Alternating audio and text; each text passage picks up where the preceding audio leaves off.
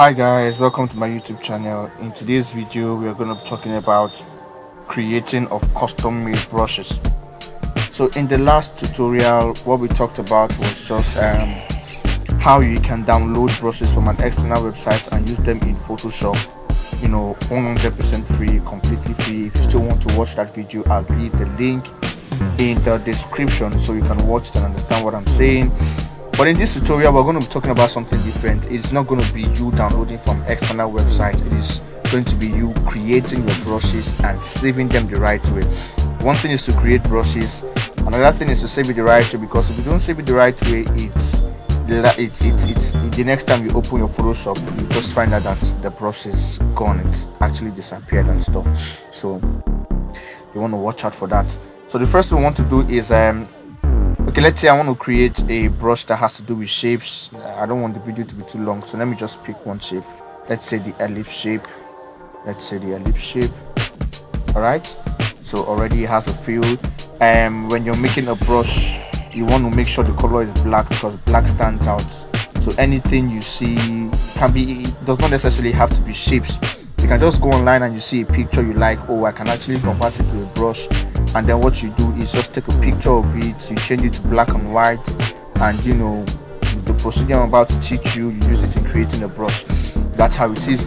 So what we want to do now here is, we've created a shape. The next thing you want to do is to select this whole layer.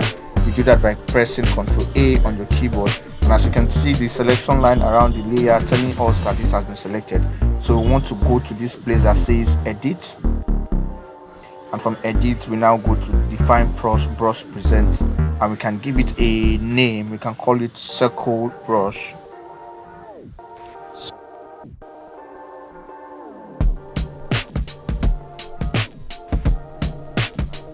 When we come to this places for brush, we can see the circle brush here, and when we click it, we cannot actually use it because there are certain settings we want to do. So we need to do those settings for it to come out well. We can use it, but it's not going to look really well. So this is what it's going to look like. Yeah, so there are certain settings we need to apply for it to look like this particular circle here that we did. So what we want to do is to come to this place that says Windows, and you just come to brush settings, right? So already we have our brush here that we clicked here, so that's why it's showing here. So there are certain things you want to do here. You come here first to brush to shape, and then you increase the spacing. So when you increase the spacing, what can you see? The circle is coming out, and then the size you can actually also increase the size from this place if you want to. So you just play around with other things here. This is the shape dynamics, this is the rounder. As you can see, anything you're touching here, things will actually adjust, so I can't actually go through all of this because of time. So you can just go to the scattering, you can go to texture, contrast, scale, brightness, transfer. You can go to color dynamics, so you can go to purify, something like every single thing you touch here affects it. You can go to noise. This is just you customizing your own brush, making it look beautiful for the background, or for the image, or for the design that you want to do. All right, so that's how it's done. So after all of the editing, what we want to do is to come here and click on this place here, and when you click here, what we say is circle brush 1, and then we click, let's just leave it like that, we click on OK. So when you click on OK, you come here and you can now see another brush has been created, second brush 1. This is the first one we did, so you can just go ahead and whatever you want to do with this two, you can leave it, you can delete it. I'm not teaching how to delete right now. I'll create a separate video on that. So now when you click on this brush here that has been created, you see the effect it creates. So you see there's now space, giving us the circle look, and that's how to literally create brushes. Now after you've created it, like I said, one thing is to create it, another thing is to save it. So we want to save it the right way, so that the next time we use Photoshop, our brush does not disappear. What we want to do is to come to this place. So what we want to do now is to properly save this brush, and to properly save this brush, we want to first create a folder for the brush. So you come here, you click on the brush, and you see new brush group.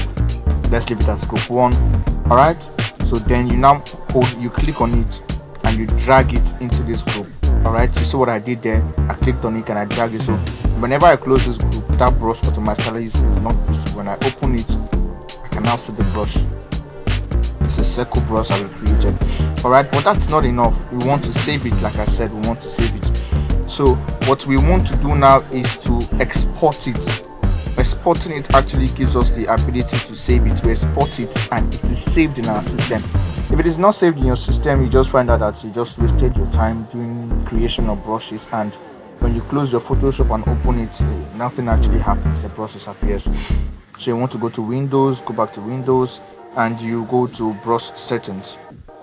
All right, so this is it here.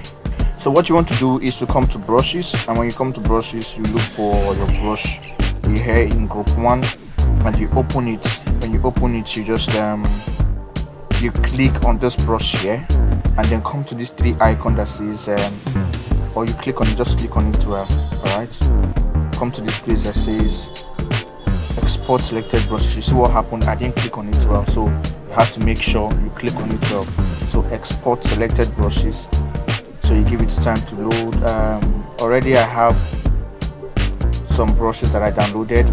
All right, so you can just save it in any of the folder. Let me save it in the brush folder and give it a new name, untitled brush 3 or 4, and then I save it. That's basically it. When I go to the folder in which I saved it on my system, this is the brush folder. You can see untitled brush 4 saved in ABR file. So this is the only way. When you close your Photoshop and you open your Photoshop, you will still see the brush there. If you don't save it in an ABR file, I'm sorry, you just wasted your time. So there you have it, guys. That's how to create a brush from scratch. That's how to save it. When we come back here, you see the brush is still in group 1 and stuff. So subsequently, I'll be creating videos on how to delete brushes in case you're tired of, or you have so much brush and you want to delete. I'm going to be creating videos on that, so stay tuned. In the meantime, thank you for watching. Don't forget to like, don't forget to subscribe, don't forget to leave a comment. If you have questions, feel free to ask. I'm always there to answer. Have a nice day.